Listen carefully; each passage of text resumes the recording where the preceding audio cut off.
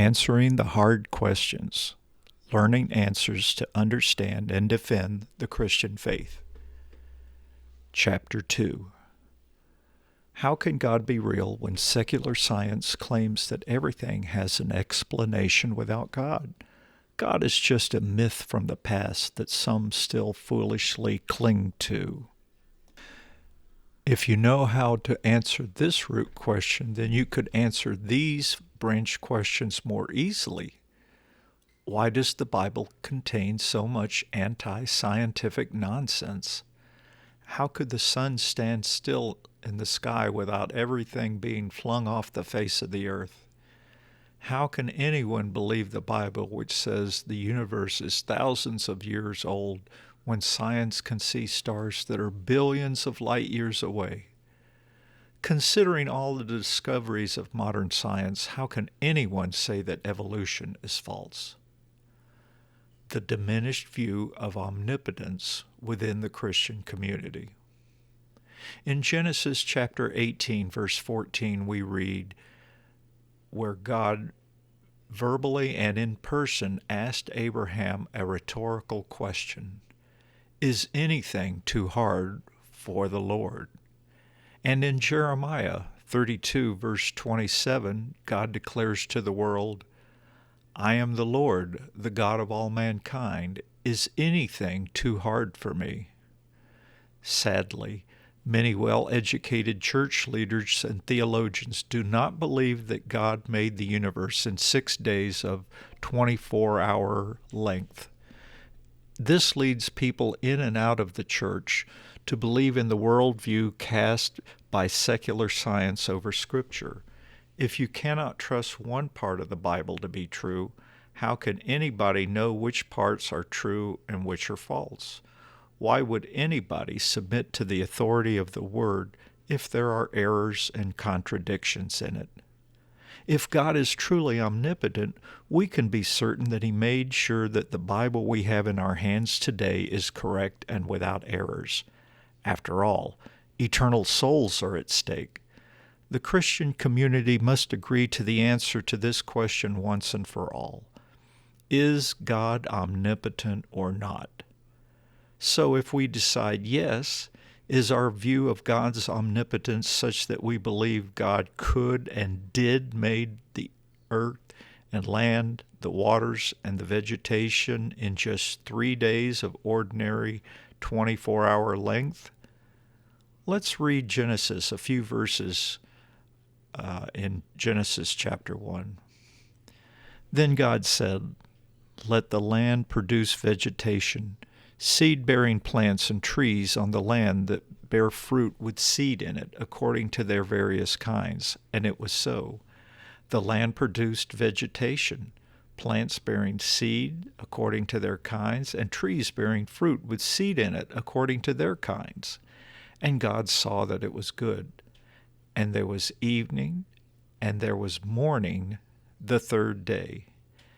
And God said, "Let there be lights in the vault of the sky to separate the day from the night, and let them serve as signs to mark sacred times and days and years, and let them be lights in the vault of the sky to give light on the earth."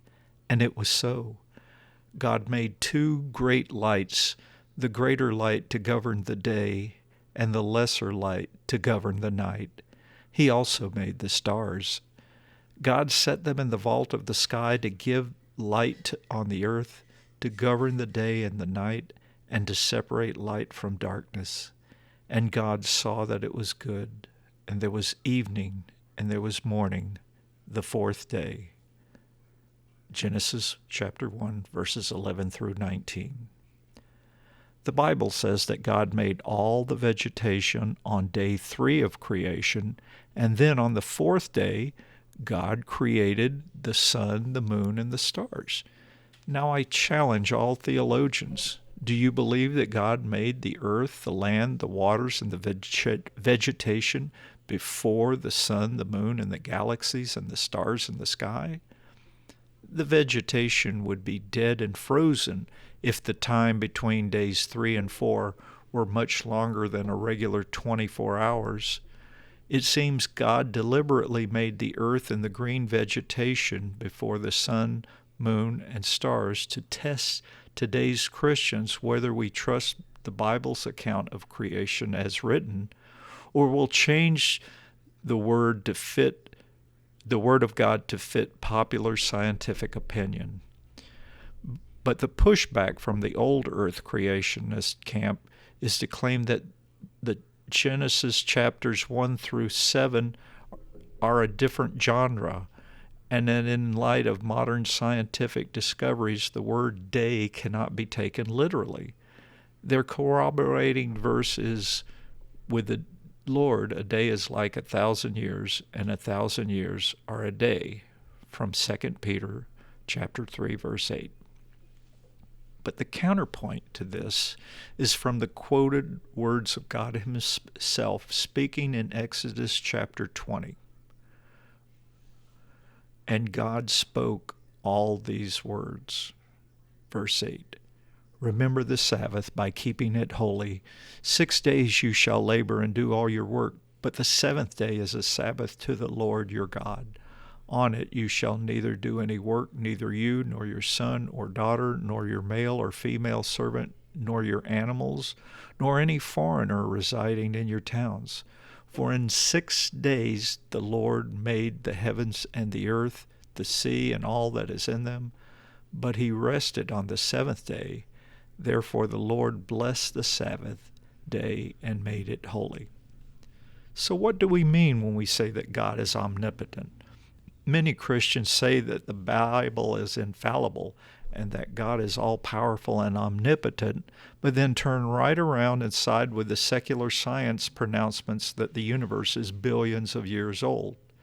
Such double-mindedness by well-educated and well-known Christians is causing the stumbling of many people by creating questions and doubts about the Bible and the Christian faith. And when Christian parents have this double-mindedness, it can cause confusion and doubts in their children. Unanswered questions lead to doubt, and doubt is like a spiritual tumor that can eat away at a person's faith and eventually may metastasize into full-blown unbelief. Here are essential verses that we need to consider. John chapter 1, verse 3. Through him all things were made, and without him nothing was made that has been made. Colossians chapter 1, verses 16 and 17.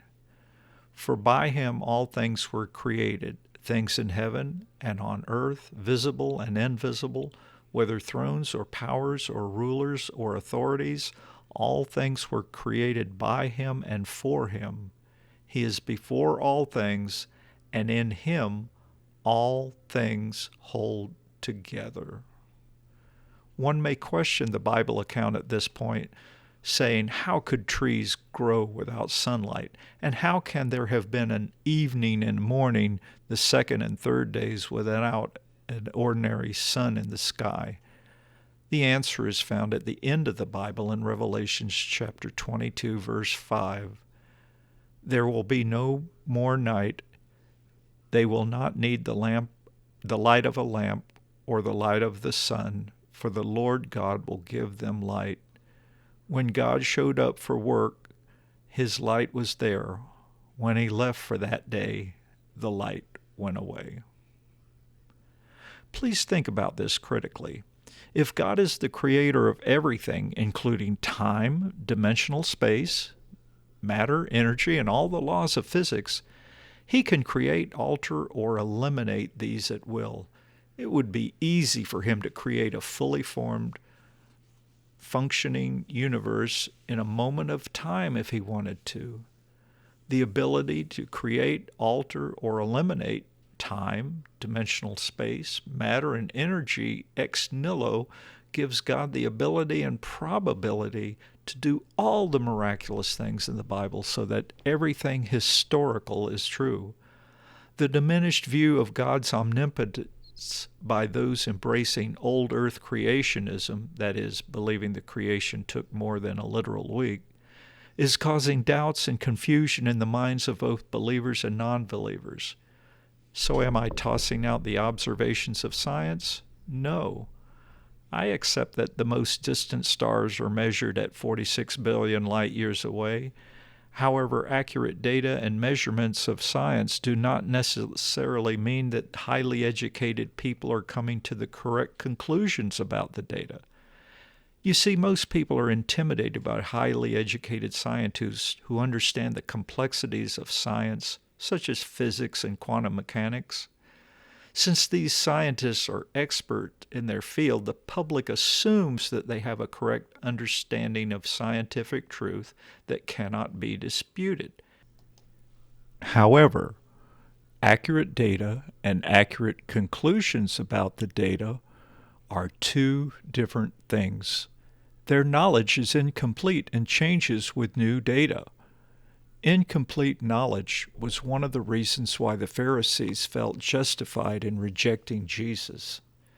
In John chapter 7, verses 50 and 52, we read, Nicodemus, who had gone to Jesus earlier and who was one of their own number, asked, "Does our law condemn a man without first hearing him to find out what he's been doing?"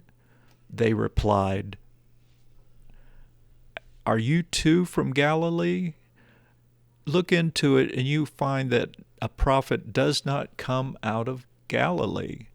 Yes, the Pharisees were correct about what the Scripture said.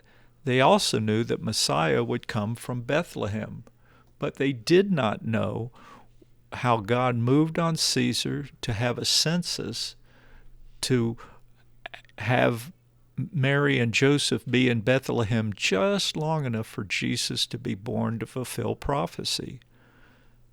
The lesson is, do not reject the Bible based on the incomplete knowledge of science.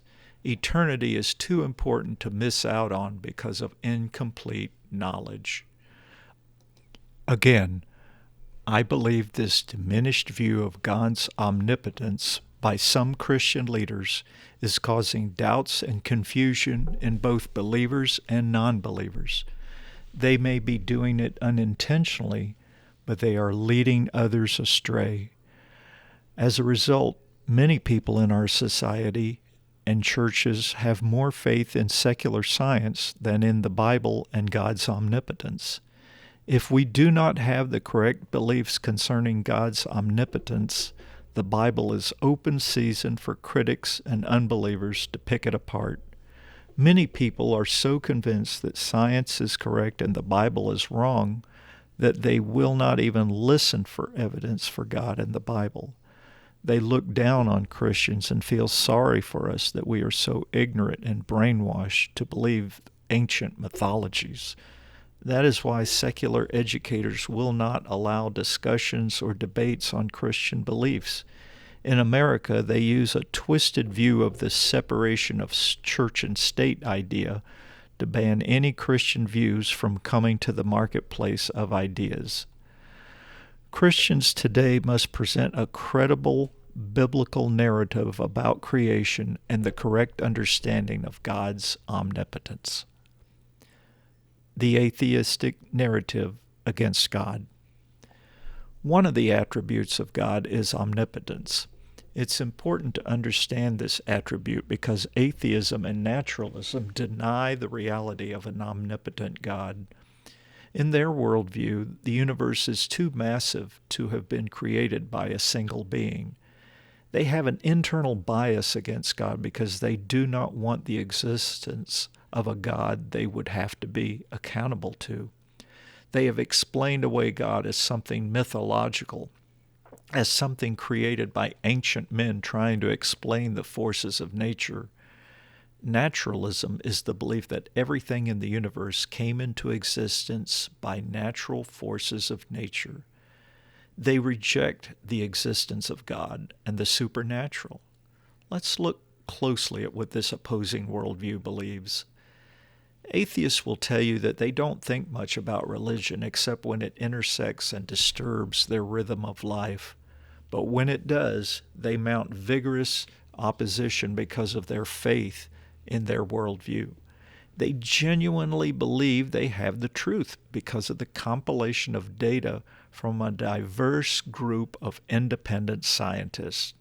However, scientists who hold to or even hint at a supernatural aspect of reality are minimized, mocked, and ostracized. The turncoats' ideas, data, and theories are branded as heresy to the truth. Their social environment and the resulting culture of secularism resists any attempt by religion to assert its truthfulness in the face of their reality. They see religion, especially Christianity, as a threat of mental bondage to ancient mythologies that science has long since disproven. They view the acceptance of religion as a regression from the enlightenment of modern thinking and a rejection of the high level of achievement that science has accomplished. Religion, and therefore God, viewed from their perspective as a construct of primitive men that arose out of fear and awe over the powers of nature.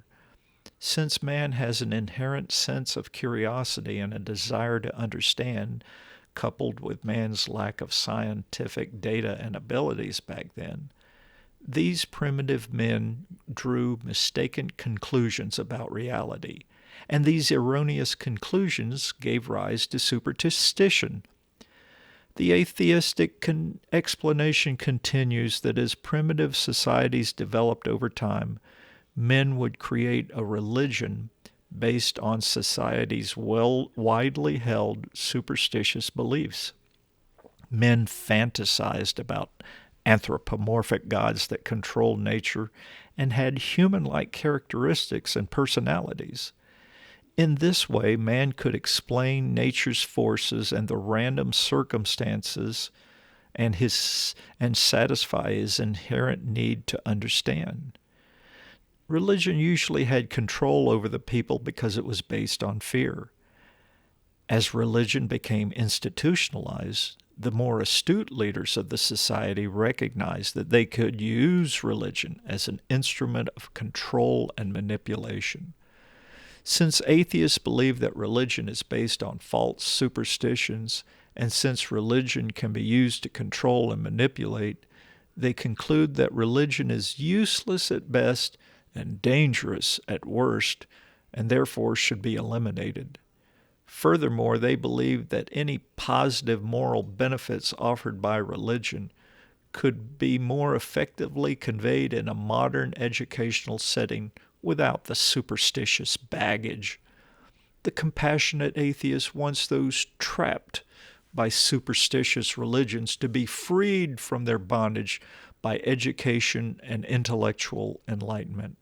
Of course, atheists believe they have the proper education and perspective to offer the world. They sincerely believe they are right. They understand that people hold religious beliefs sincerely and have quietly tolerated religious people without being too hostile.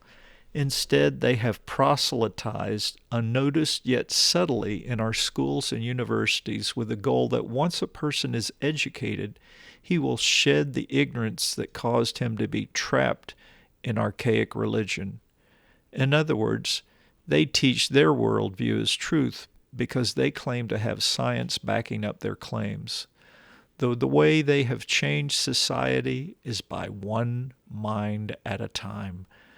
The secular schools and universities in America have done such an excellent job instilling secular humanism into the minds of their students that many Christians today believe in humanistic science and evolution over the Bible, which says God created the universe in 6 days.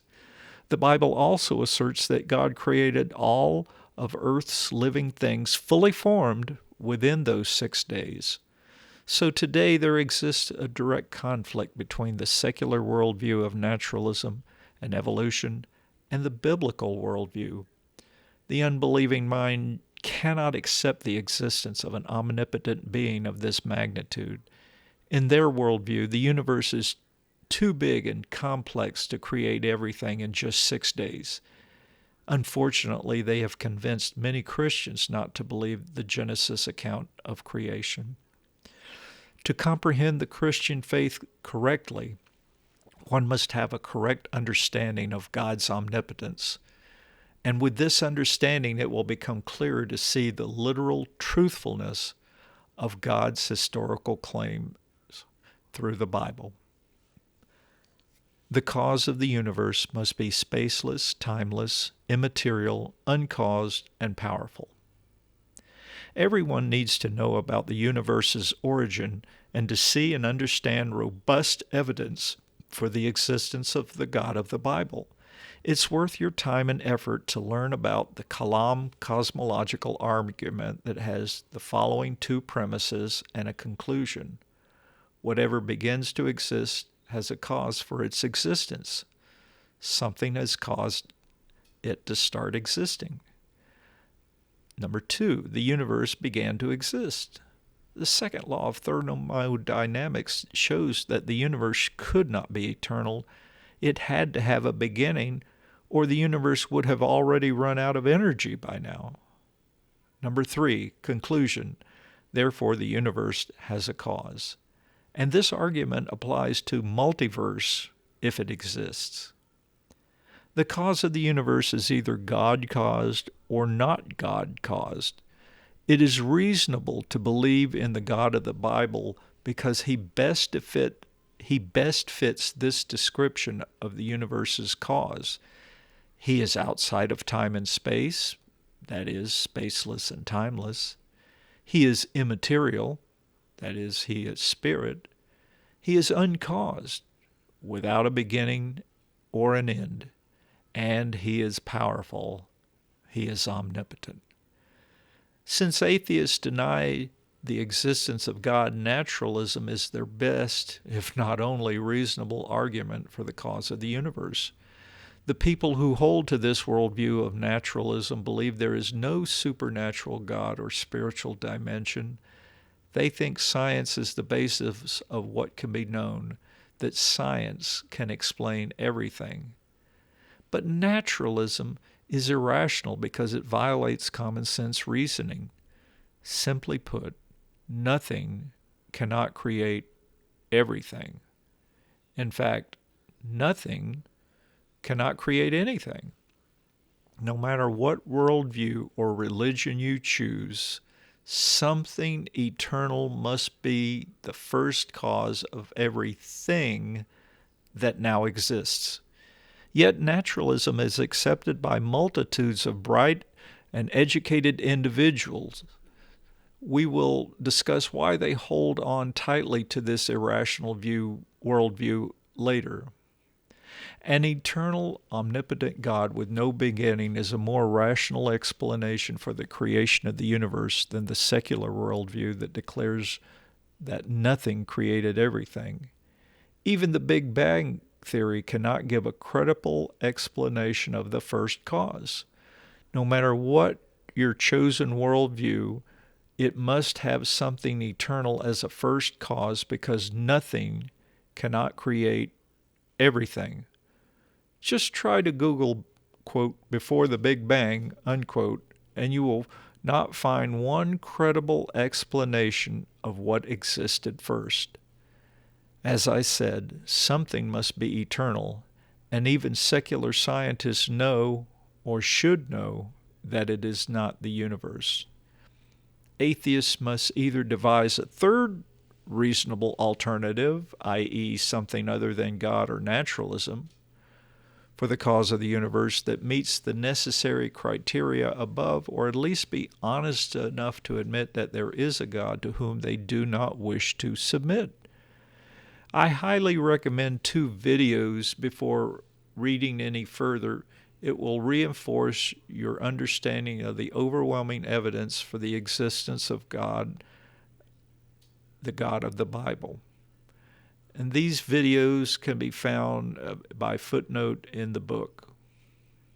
One is the Kalam cosmological argument, part 1, scientific. It's a 4-minute, 12-second video.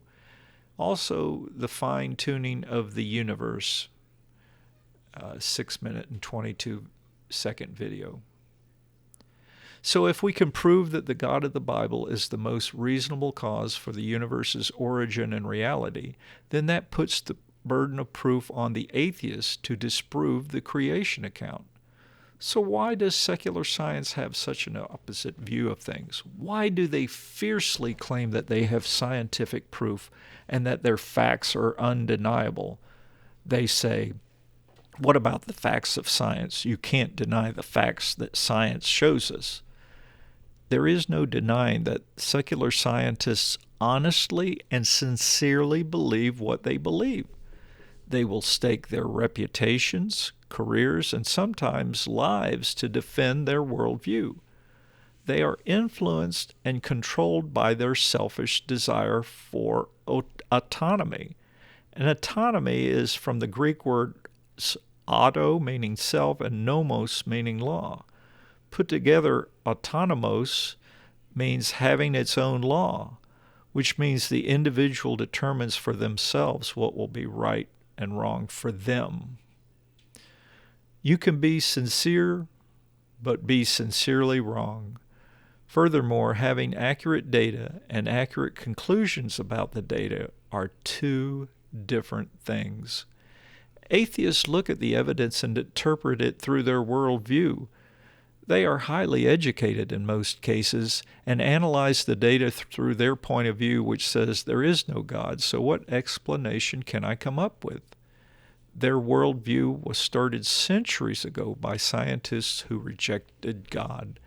They perpetuate that there is no God and that the universe just came into being on its own. They trace the causes and beginnings of everything back to the so-called Big Bang, but they cannot explain what caused the Big Bang. They may try to avoid reality by saying, we don't know yet, science will eventually come up with the answer. But the simple, intuitive, and rational truth is that if you start with just a vacuum of nothingness, nothing's going to happen. Nothing's going to come from it. But by creating a worldview without God, the individual is not answerable to God and can do as he pleases. And this attitude most likely came into being because they want the pleasures that come from their selfish deeds. So because these people want their sex outside of marriage and other sinful pleasures, they readily accept the lie that God is not real. That way they don't have to feel guilty or be accountable for their sins.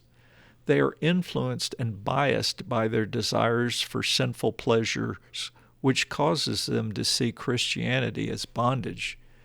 Even though they say they follow the evidence wherever it leads them, their confirmation bias causes them to interpret the scientific data to exclude the existence of God, even when God is the only possible explanation. But if there's no God, they do not have to submit to his authority. They have created elaborate but statistically impossible theories such as RNA world that cannot pass the test of common sense reasoning.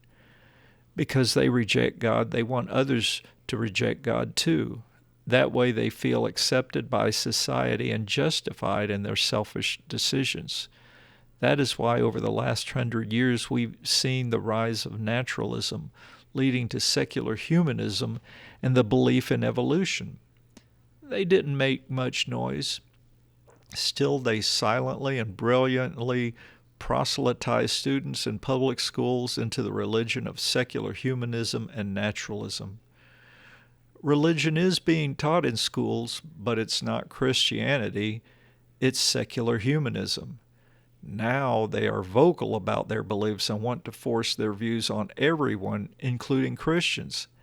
And the fact that their worldview allows for the enjoyment of things called sin in the Bible, especially sex outside of biblical marriage, makes their worldview more appealing and persuasive, especially to young people.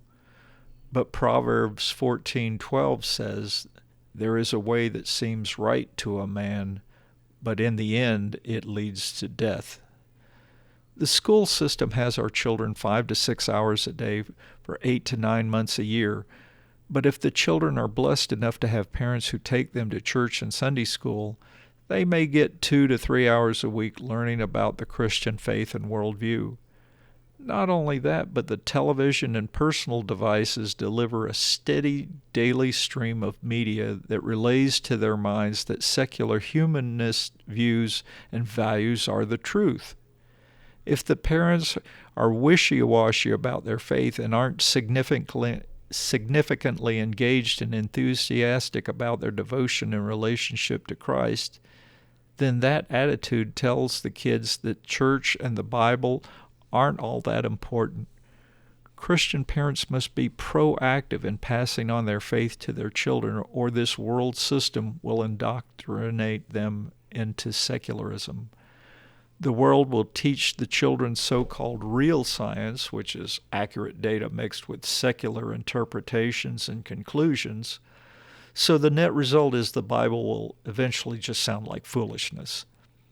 So returning to the secular atheists, they see the world through the lens of their worldview that states there is no such thing as God. Therefore, they will come up with explanations that fit their beliefs. That is how naturalism and evolution came into being. Secular scientists will throw numerous branch questions that challenge the biblical worldview. The root answer is that God is not limited to physical laws because he created this physical universe and instituted those laws. God is outside of our universe, outside of time and space, with unlimited power and intelligence. Nothing is too hard for God. Many, if not most, secular scientists just cannot bring themselves to admit the evidence points to God as the creator of not just the universe, but also the creator of the laws of physics, quantum mechanics, and the forces of nature. Fred Hoyle, a secular scientist, had this to say about the evidence that supports the existence of God. This article appeared in a magazine called The Universe, Some Past and Present Reflections in Engineering and Science in 1981, page 12 of that magazine. And Fred says, a common sense interpretation of the facts that a super intelligent has monkeyed with physics as well as chemistry and biology, and that there are no blind forces worth speaking about in nature. The numbers one calculates from the facts seem to be so overwhelming as to put this conclusion almost beyond question. End of quote. The world never hears about these things in science programs, in the media, and the public school system because secular educators and the media suppress this information out of elitist arrogance. Furthermore, Christians don't seem to even know about these things, even though this knowledge has been in existence for decades. I highly recommend that everyone also learn about, quote, the fine-tuning of the universe, unquote, so that you will be able to defend your Christian faith against biased, atheist scientists. The fine-tuning of the universe is not a the Bible says so, therefore it's true type of defense, but reasonable and logical scientific reasoning that scientists cannot refute. Admittedly, some of this information requires some scientific knowledge and understanding. But even if you do not feel like you cannot grasp all of the technical concepts, be aware that this knowledge exists and be able to refer people to it. Some people may want to posit another eternal God being other than the God of the Bible as the creator for the universe. But the God of the Bible has a proven track record of fulfilled prophecies. Furthermore, the Bible quite accurately describes the times we are living in and has not been disproven despite claims to the contrary. One helpful reference book I recommend highly for Christians is entitled Keeping Faith in the Age of Reason, Refuting Alleged Bible Contradictions. It's authored by Jason Lyles and published by Master Books in 2017. And even more evidence points to the God of the Bible, as we shall see in a few minutes. To show this, we need to return to the subject I mentioned earlier of atheists who cannot accept the existence of God. We can see critical information that will help us all understand their reasoning. And I want to propose another important truth claim. Every human being was created with an inborn sense of right and wrong, with discernment of what is fair and unfair. We cannot violate this God-given morality without justification. And we see this all the time because even unbelievers can recognize fairness versus unfairness, right from wrong, and justice versus injustice. That's why some people accuse God of being cruel or non-existent because they correctly recognize unjust, unfair, and bad things happening, and God seems to do nothing about them. Therefore, people either deny that there is a God, or they create another God and make up their own religious rules. In either case, the result is that the inborn, innate morality is appeased or seared and overridden. The individual creates in their heart and mind justifying reasons that allow them to override the alarm bells in their God-given morality system caused by their selfish choices. That way they can do what they want, which is selfish and wrong. In doing that, they sear their God-given morality and replace it with lies. Now that's bad enough for the person who initially starts the lie. Still, if they convince enough people to believe the lies, a false religion becomes established in society. That means the children and their future descendants will be taught to believe the lies and propagate them into the future. And there's going to be more in this in chapter 5. The existence of this internal, innate moral instinct demands an explanation. It could not have evolved by random processes. This universal moral grid system in every human being always points to the same moral laws. People do what is right by this moral law when they do what is unselfish. This means when they are doing unto others as we would have them do unto us. People are doing wrong by this moral law when they do what is selfish and consciously or unconsciously do things that benefit me, myself, and mine without realizing and caring about the effects, the adverse effects on others. The arguments of first cause, the fine-tuning of the universe, and the existence of the innate moral conscience in all human beings are ample evidence that the God of the Bible is the best explanation of reality as we see it. This should be more than enough evidence to settle believers' faith and to challenge non-believers to be open in believing in God. Many people do not want the God of the Bible to be real because if they accept his existence, the resulting guilt will make their life unbearable until they submit their lives to the Creator. But they just don't want to do that. Deep inside the atheist is the understanding that there is a price to pay to become a Christian, which goes against our selfish nature. People reject the hope of eternal life through a relationship with Christ because it goes against what they want in life. They don't want just freedom. They want autonomy. Freedom means you're free to do anything within the boundaries of right and wrong. But autonomy is where we decide what is right and wrong according to our selfish desires. We don't want to be told that we can't do what we want, when we want to do it, the way we want to do it in life. Sinners do not obey God's laws.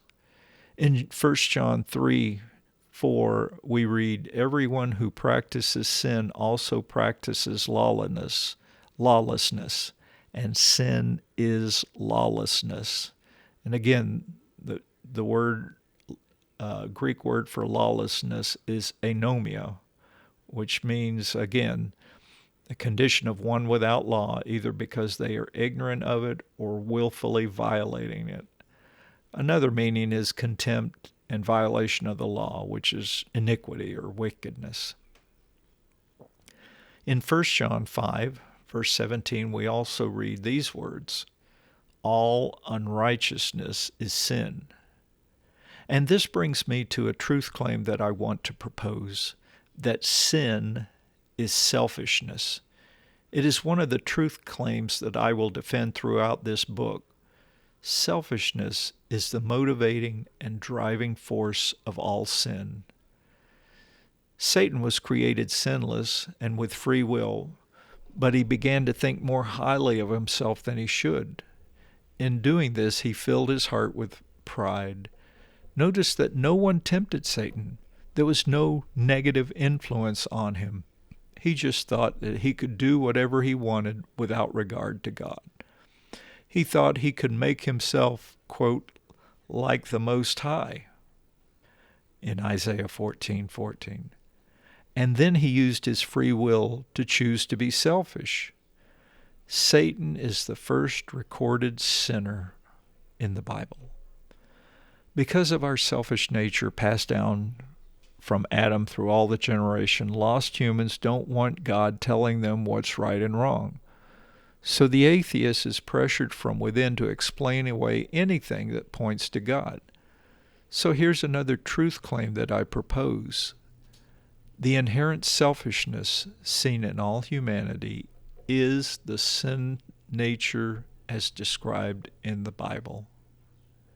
Many young people, when they reach the point in life when they are no longer under the control of their parents, are presented with the sinful, selfish pleasures of immorality and other vices. It is common for well-mannered and compliant Christian youth to jettison their faith and to embrace secular humanism and evolution, to have an excuse to do what their selfish, sinful hearts long to do.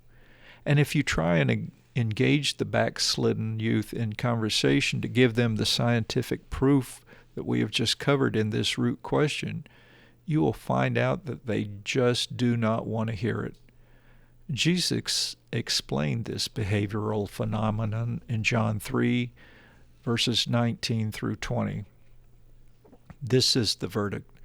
Light has come into the world, but people love darkness instead of light because their deeds were evil. Everyone who does evil hates the light and will not come into the light for fear that their deeds will be exposed. Nevertheless, there is overwhelming scientific and logical proof that the God of the Bible is true as described in the Bible. So let's go over the concept of God and his attributes.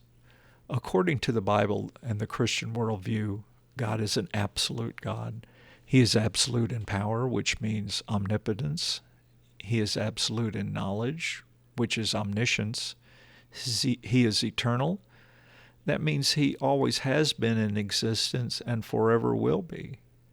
As a side note, it's easier for man's mind to understand the concept of God existing eternally into the future because we will live forever. But it is hard for us to accept the fact that God has no beginning because we have a beginning. God is aware of all events in the universe, down to the subatomic details. God constantly monitors every atomic particle in the universe. Even the hairs on our head are numbered. Nothing escapes God's notice. His presence is everywhere. God, therefore, has the attribute of omnipresence. Time, dimensional space, matter, and energy are all his creations. He can create, alter, override, or eliminate these at will. And the following verses affirm these claims. John chapter 1, verse 3. Through him all things were made. Without him nothing was made that has been made. Colossians 1, verses 16 and 17. For by him all things were created, things in heaven and on earth, visible and invisible, whether thrones or powers or rulers or authorities, all things were created by him and for him. He is before all things, and in him all things hold together. Revelation 6, verses 13 and 14. And the stars in the sky fell to earth as figs drop from a fig tree when shaken by a strong wind, and the heavens receded like a scroll being rolled up, and every mountain and island was removed from its place. Revelation 20, verse 11. Then I saw a great white throne and him who was seated on it. The earth and the heavens fled from his presence, and there was no place for them. Therefore, the universe's continued existence depends on God's will. Think about this. God is a being to which no greater attributes can be attributed. Any real or imagined being with lesser attributes than these cannot be God. God can easily override any natural laws because he created this physical universe and established the physical laws governing time, space, matter, and energy. Because of this definition, which all Christians should know and believe, it becomes easy to see that God can easily create new life forms instantaneously, since he has already created all the existing life forms on earth in just days. God can instantly create or eliminate anything made of matter and energy. And we see this in 1 Corinthians chapter 15, verse 52, which reads, "In a flash, in the twinkling of an eye, at the last trumpet, for the last trumpet will sound, the dead will be raised imperishable, and we shall all be changed." With this working definition, it becomes clear that the literal 7-day creation story is nothing difficult for God. God could have made the complete and functioning universe in a moment of time, but chose to slow down and create a 7-day work pattern for man. Remember this: you can define a day by the earth rotating against the face of the sun. You can define a month by the lunar cycle of the moon. And you can define a year by the earth going around the sun. But the only way you can find to define a week is from the words of Genesis. The atheists will still scoff at the notion of an omnipotent God, but we need to see that their scientific visionaries unwittingly give evidence that the omnipotence of God is scientifically possible. Let's consider the works of secular visionaries such as Gene Roddenberry. We can see that the genius ideas he had in the past, such as the flip phone, computer discs, have become a reality today. Almost everyone who keeps up with our culture knows about the scientific fiction series Star Trek and the imagined technology of the future.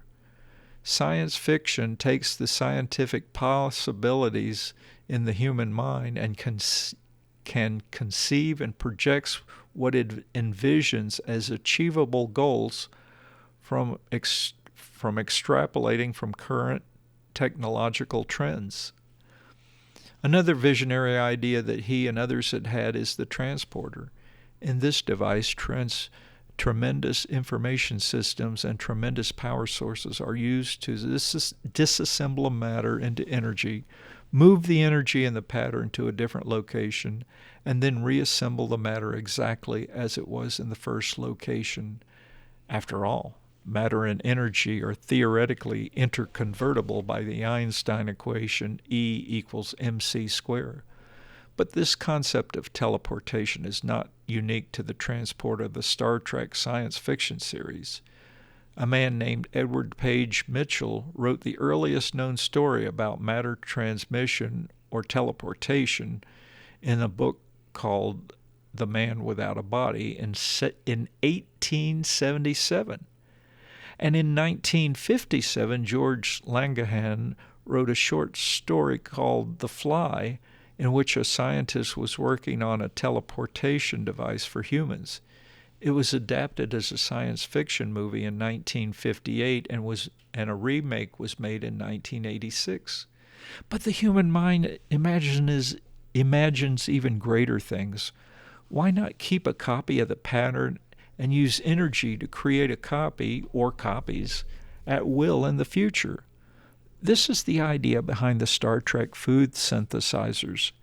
In this futuristic world, anything that can be designed can be materialized into existence by these types of systems. Another piece of technology that secular visionaries imagine is the holodeck. This device uses tremendous informational systems and power sources to create any reality a person can imagine. People can design the reality they want and then step into it. And while this fictional device creates a virtual reality, we have already seen that these systems could theoretically create real people and objects on a small scale. So if it can be done theoretically on a small scale in the finite mind of man, why can't people believe that a God of infinite power and infinite intelligence make a universe in 6 days? Everyone needs to see how these scientific visions help to explain how God of infinite power and infinite intelligence can quite easily make a universe in 6 days or less. Again, science is showing us that with enough power and intelligence, anything can be materialized in a moment of time.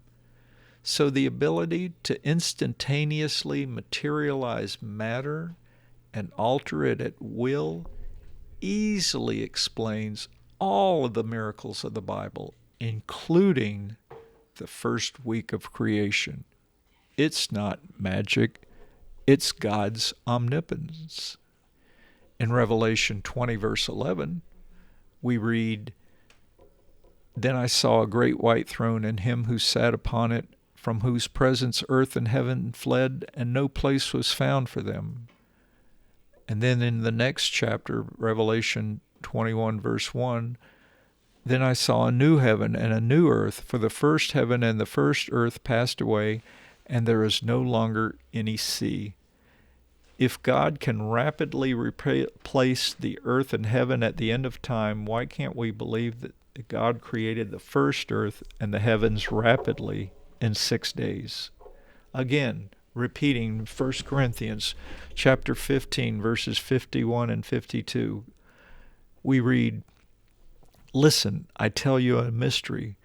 We will not all sleep, but we will all be changed in a flash, in the twinkling of an eye, at the last trumpet. For the trumpet will sound, and the dead will be raised imperishable, and we will be changed." These verses affirm that God has the power and ability to create matter, energy, and life instantaneously. If we believe that God will make new bodies for the dead in an instant at the rapture, then why can't we all believe that God made man from the dust of the ground in a day? Omnipotence explains how God can make the earth and the vegetation on day 3 of creation, and then make the sun, the moon, and the stars on the 4th day of creation. Omnipotence explains how God can create fish and the birds on this earth on the 5th day of creation, and then create land animals and a fully formed man who can speak a language he didn't have to learn on the 6th day of creation. And please remember that if we establish the existence of the omnipotent God of the Bible and his role as the creator of the universe before there was life, then it becomes a moot point to even need to talk about evolution. Evolution is not true.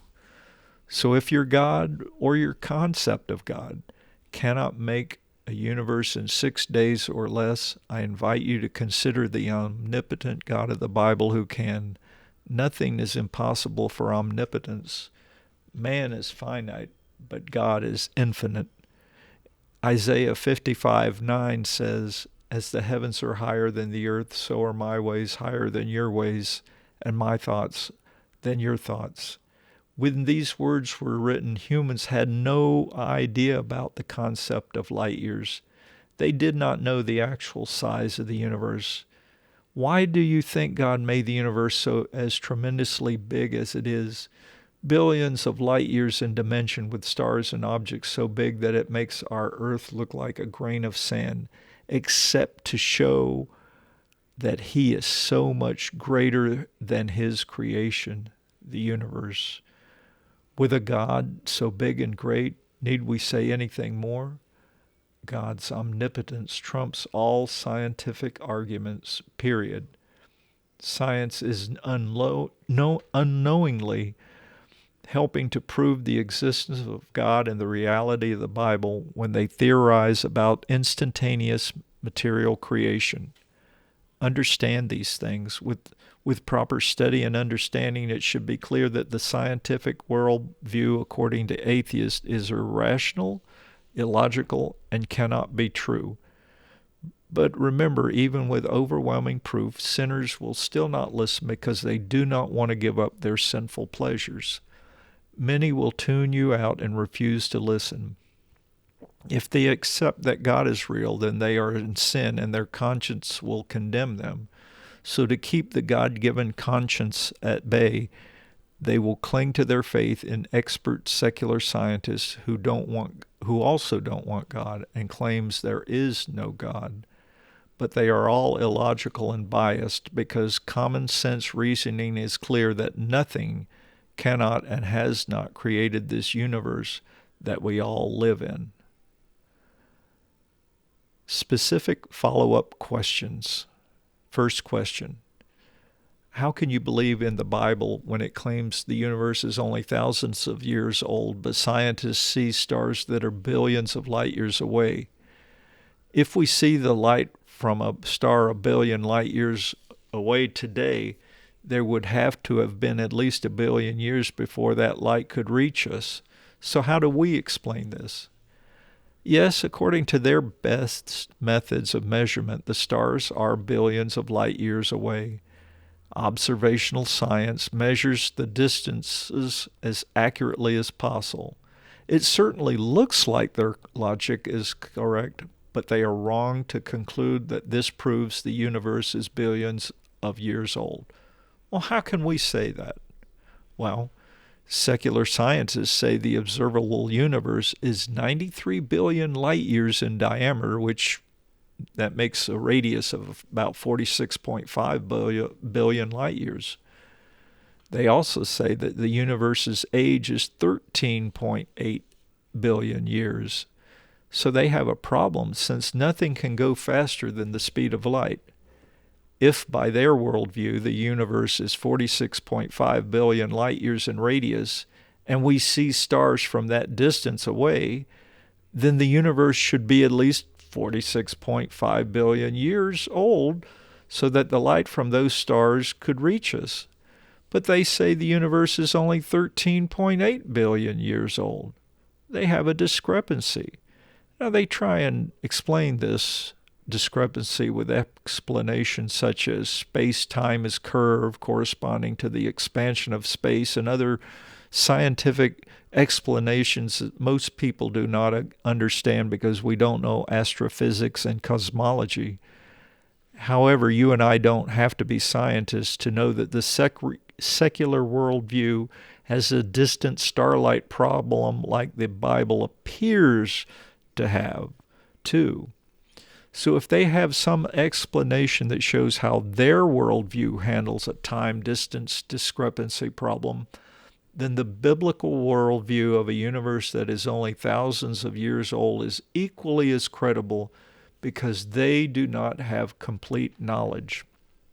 Knowledge is never finalized, but constantly changes as new data comes in. You only need to look on YouTube for the latest findings from the James Webb Telescope. Some of this data is causing scientists to rethink their understanding of time and space, which could lead to a revision of their calculations for the size and age of the universe. For this reason, no one should reject God and the Bible based on modern-day science that constantly comes up with new theories about reality as new data comes in. They do not have all knowledge, but we have been told the whole truth from the Creator himself in the Bible.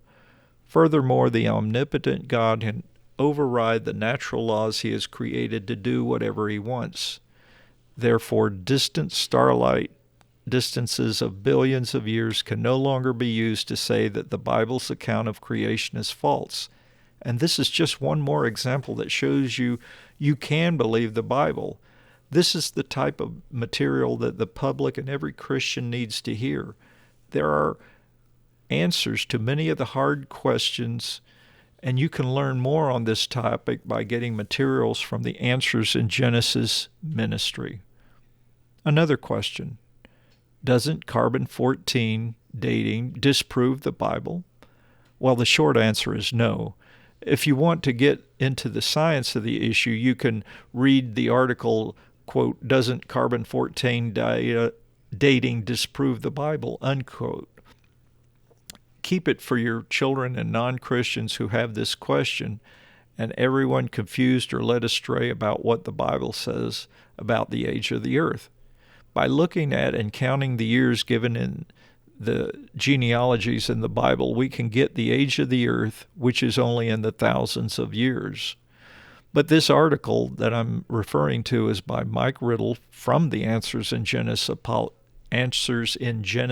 Apologetics Ministry, and he states the following: all radiometric dating methods are based on assumptions about events that happened in the past. If these assumptions are accepted as true, which is typically done in the evolutionary dating processes, then the results can be biased towards a desired age. In the reported ages given in textbooks and other journals, these evolutionary assumptions have not been questioned, while results inconsistent with long ages have been censored. When the assumptions were evaluated and shown faulty, the results supported the biblical account of a global flood and a young earth. Christians should not be afraid of radiometric dating methods. Carbon-14 dating is a friend of Christians, and it supports a young earth.